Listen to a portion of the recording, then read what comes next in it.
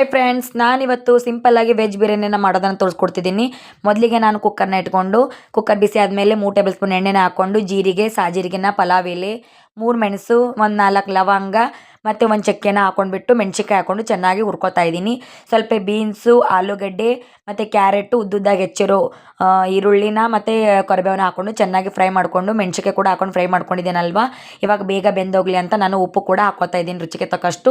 ಸರಿಯಾಗಿ ಮಿಕ್ಸ್ ಮಾಡಿಕೊಂಡು 1 ಗ್ಲಾಸ್ ಅಕ್ಕಿಯನ್ನು ಅರ್ಧ ಗಂಟೆ ನೆನೆ ಹಾಕಿದ್ದೆ. ಅದನ್ನು ನೀರನ್ನು ತೆಗೆದುಬಿಟ್ಟು ಎಣ್ಣೆಯಲ್ಲಿ ಹಾಕ್ಕೊಂಡು ತರಕಾರಿ ಜೊತೆ ಚೆನ್ನಾಗಿ ಎಣ್ಣೆಯಲ್ಲಿ ಫ್ರೈ ಮಾಡಿಕೊಂಡು 1 ಟೇಬಲ್ ಸ್ಪೂನ್ ನಾನು ನಿಂಬೆಹಣ್ಣು ರಸನ ಹಾಕ್ಕೊಂಡು ಮಿಕ್ಸ್ ಮಾಡ್ಕೊತಾ ಇದ್ದೀನಿ.